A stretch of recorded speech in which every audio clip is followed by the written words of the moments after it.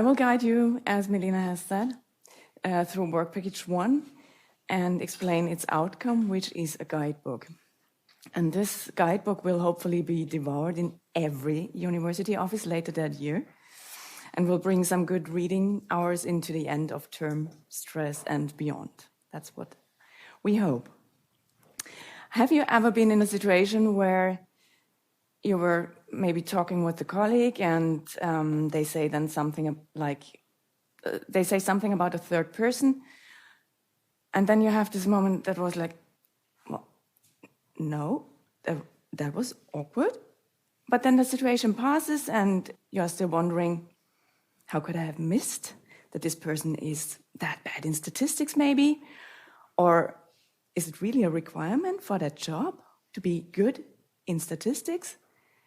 And sometimes such moments happen and they decide on whether someone gets a job or they are just another drop in a toxic soup of a working environment. And of course you have been in this situation, otherwise you wouldn't be sitting here, I assume. We have all been in situations where we weren't fast enough or brave enough or just simply didn't have the words to express that something was not okay.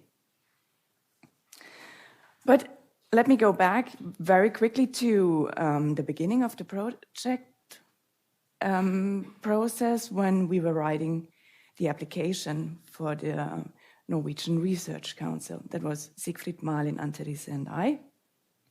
And we knew that we had to fulfill some requirements to be eligible. And it was, first, it had to be research. We had to further research on gender in the academia. And on this basis, we had to develop measures that could help even out uneven gender shares in top positions at the UIT. But the numbers were not that bad. We have heard that several times, and you will probably hear it more often. They were unbalanced, but not bad. What UIT had done was a rather aggressive fixing the women approach. Women had to go into courses. They learned how to present themselves better. They learned how to write better applications. They were helped to fit into the system. But on the other hand, we saw while writing that women did more of the care work in teaching, they did more administration in research. So we were wondering, is this the university we want? That women have to fit in and women have to work twice as much, I don't know whether it's really twice as much, but much more than men. Do we want a university where being different, or in other words, do we want a university where women fit in, or do we want a university where being different is normal because that's what society is, diverse? And that's what we were looking after. We are, and still do, we are looking for a transformation of the academic culture. And we do know that diversity in gender work is very much about being persistent and about talking and about listening. And it needs, in other words, concepts.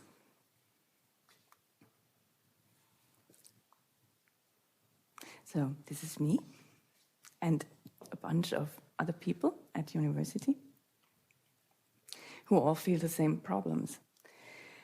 In order to express oneself intelligibly, one needs to trust one's feelings of awkwardness and to know that this feeling is a thing and it has a name and it means something and it is a real, palpable problem.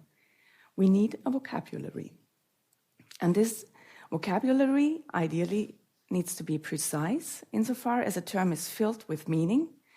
And even better would be if the meaning was common with the person you're talking to, or talking with, or listening to. And that does not mean that the concepts are set in stone and that they never change, but we need a foundation. And this is what the book will provide. The book has the title Gender Diversity, Equity and Inclusion in Academia, Conceptual Frameworks for Sustainable Transformation, and it's edited by Melina Duarte, Kjersti Fjørtoft, and me. So in the remaining time, I will go a bit deeper into the problem. I will talk about the agents that are involved in the problem, and I will present you the book so that you already know what to give your colleague for Christmas.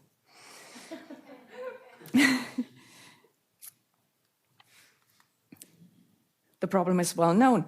Higher education institutions still struggle with diversity, and we're talking about diversity in general, but also specifically about the diversity of genders. That's it, period. There is a problem. There are traditions in certain disciplines that make it more likely to work or maybe even thrive when you come as a man. However, the hostility usually is not a blatant one, but works hypodermic, convoluted, and always a bit different than last time. It always finds a new way to operate.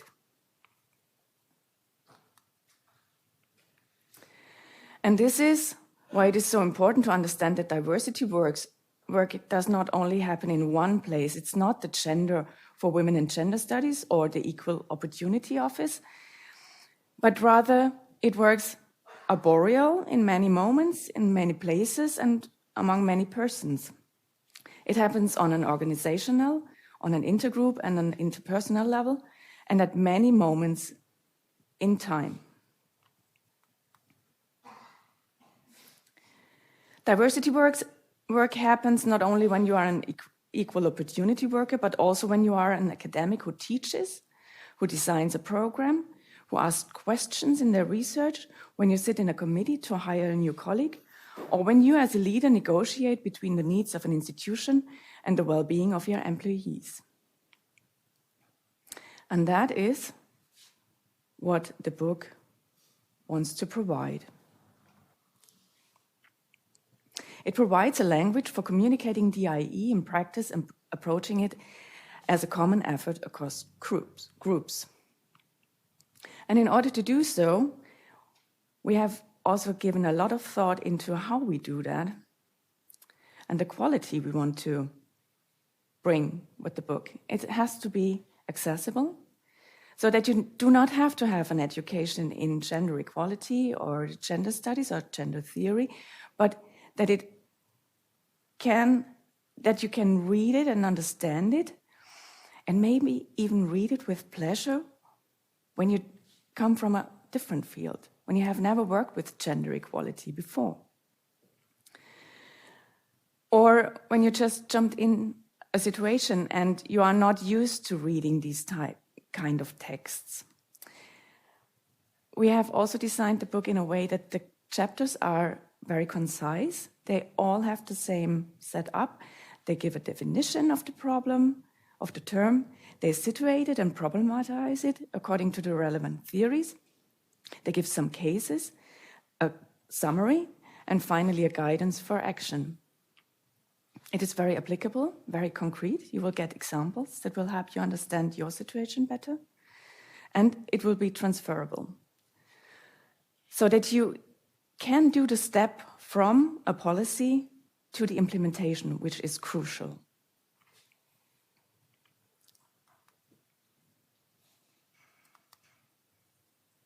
So we have divided the book into 25 chapters. Each gives a concept, which is fundamental for identifying, understanding, and implementing changes. Then we have divided it into sections. One is internal norms that are used to regulate research communities. One is external social norms that contribute to produce gendered structures within academia, because we know that academia is a specific space, but it's not independent from the outside world. And then we give concepts that are directed towards solutions. And here you find, I hope you can read it, you can already skim through the chapters. Each of them explains a concept, like, for example, implicit bias. When you ask, are they hostile or am I crazy? Or epistemic injustice, like, hey, I've been in that situation, don't tell me it hasn't happened. Or canon in philosophy. So why do I always feel that something is missing when I read the syllabus? And that's just 3 examples. And we will then dive into subsections where we will explain minorities and group-based vulnerabilities in academia that you find here on the left side. We will talk about underlying cultures, and we will then present transformative actions that will hopefully help to come to a more inclusive and finally transformative academia. And here you see, you can have a look at the external norms, which are section 2.